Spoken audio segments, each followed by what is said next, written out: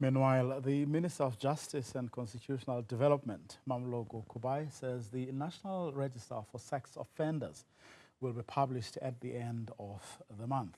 Kubayi says this is urgent as it would curb violence against women and children. Joining us now is Lisa Vetten, gender-based violence specialist. Lisa, a very good afternoon to you. Thanks very much for your time. Before we talk about matters of the National Register for Sex Offenders, I just want to get your comment on the very graphic visuals we played earlier, what happened in the Eastern Cape, that traditional leaders. I remember seeing those visuals yesterday. I ran out of words to, you know, that was so bad. Look, it's appalling, and I think it really just goes to the fact that all of our outrage is not having the necessary effect in terms of changing and altering people's conduct, and we clearly need to be doing more than just expressing moral outrage. So it's very good that he was arrested, but this kind of conduct is utterly unacceptable. And yeah, we clearly need to be thinking about what it is we are not doing to curb such behavior. Even more concerning is that supposedly this man is a leader of society, he's a traditional leader in that part of our world.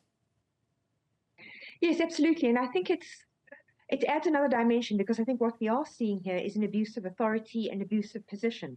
And we're seeing, I think, parallels of that in some of the sexual harassment matters that have recently been in the public domain. So I think it really does ask us to think about how power is being used. And I think, you know, there's been a lot of questions particularly in relation to, I think, traditional authority and its relationship to women. So I think this kind of case does really once again reopen those debates around, you know, given that, what is the position of women under customary law and traditional authority? Is that getting the attention it should, and how is it being dealt, and how are women being dealt with? You know, especially within the traditional courts, for example. But if you can see an attitude like this manifesting in the kind of assaults we've seen of these two women, what does that mean in a traditional court if women come before you? So I think there are many more questions we should be asking beyond just this particular incident. Well, among the questions many people would definitely be asking on the back of what we just saw is whether that gender-based violence and femicide national strategic plan, which is aimed at eliminating the scourge of violence against women and children, is in fact working. That is an excellent question. I think if we look at the statistics, and these are only the reported cases, it would suggest probably not. Rape is remaining at the same kinds of rates it has for the last decade. And I think what is quite concerning is that we are seeing something of an increase happening in relation to intimate femicide, particularly in relation to men's murder of their female partners. So again, it's this point. Making fine statements, issuing fine documents, saying how outraged we are, this is a scourge, this is a pandemic, this is a heinous crime, is not the same thing as doing taking actual concrete action to address the problem. And clearly, whatever we're doing, we're not taking the right kind of action. As part of that strategic plan, national strategic plan, the Minister of Justice is promising to release or to publish the National Register for Sex Offenders by the end of next month. You know, my honest opinion is that is a populist move. It is not really one that is going to have any great effect on the incidence of sexual offences in the country. And it really underscores for me the importance of needing to look at research and evidence when you want to take steps like this. I mean, the first hurdle that we face is we'll put to one side the problem of the legalities of this and what sort of legal change is required to accomplish this. And we'll just focus, I think, on the question of conviction rates. So firstly, to end up on the National Sex Offenders Register, you actually have to be convicted of a sexual offence. If I look at the stats from the Department of Justice and the NPA for 2023, 2024, then some 3,800 reports of rape resulted in convictions. That's about 8.8% of the 43,000 rapes that were reported last year. So the vast majority of rapists are never convicted. And so if you want to do something urgent, we'd be looking at what are the holes in the system, and we have research to show where those problems are. What is it we need to do about policing? What is it that we need to do about prosecution in order to increase the likelihood of conviction? So that's the first problem, is that the vast majority of those who've been accused of rape will never ever end up on the register. The second problem is, if we look at, and I can speak here from research I've done with other colleagues at the Medical Research Council, if we look at the number of men who have previous convictions for rape, it's actually very small. Overall, when we looked at our research, about a third, so it's roughly 1 in 3, 32% of men arrested for rape had previous convictions. However, only 5% of previous convictions are for rape. Almost 5 times that proportion, so 14% of men accused of rape have previous convictions for robbery, housebreaking, hijacking, and theft. So we do better, and I think have more effect if we publicize the details of those particular individuals. And another 2% had convictions for murder.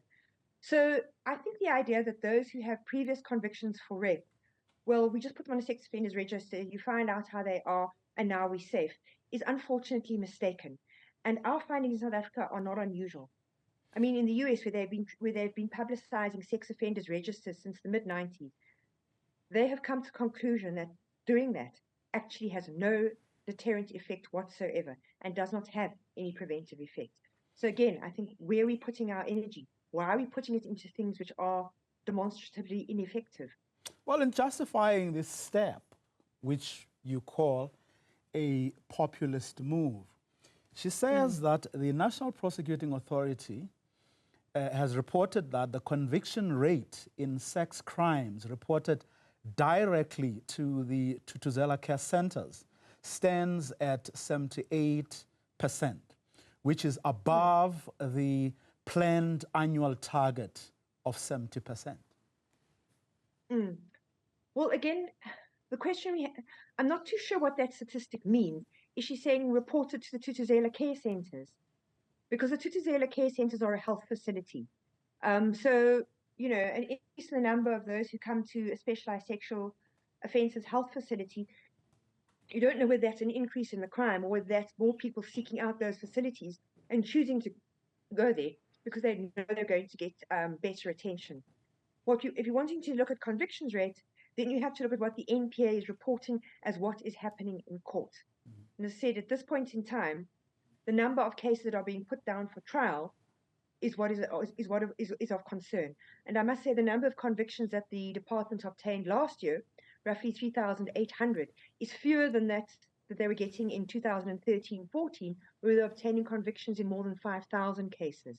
So again, it would be more important to do a detailed analysis of their conviction rates and their reporting rates and understanding what's gone wrong in the last couple of years that has actually been a decline in the number of cases being put down for trial and resulting in convictions. Well, speaking of courts, she says that in 100 days, selected courts, especially those with high volumes of backlogs with regard to GBV cases, they will be challenged to come up with creative and sustainable innovations to reduce the turnaround times in the finalization of cases, but also in how to address the existing backlogs. No, those 100-day challenges have been ongoing in the courts since 2023, and some of them have certainly come up with interesting ideas. Most of them have focused on domestic violence and maintenance. The concern, I think, having looked at those challenges in quite a lot of detail, is how are those insights that are gained through the challenges ultimately institutionalized? So you can see at some courts, not all, who embark on the challenges, they do have an effect and they come up with ideas. My question is, does that make it into things like case flow management guidelines for the courts? Or are those lessons that are only learned in those particular courts and they don't travel further? So that would be, I think, a very important thing to look at. The other important thing I think that needs to be looked at is that many of the courts, and this goes to the public protector's findings last year, are operating under severe resource constraints, which is impacting on their ability to do things like finalize domestic violence protection orders within a rapid period of time. So it's all very well making staff work to excess in 100 days and then going back to the way they were. Without, you're not going to sustain those innovations if you don't put resources into the courts. Obviously, the courts are having a challenge now because we're in austerity and National Treasury is cutting budgets and thus reducing staff. But we need to do two things, is look at the budget, give the necessary resources to the court, and couple it with innovative measures to alter processes and make them more efficient. Lisa Vetten, let me thank you very much for your time.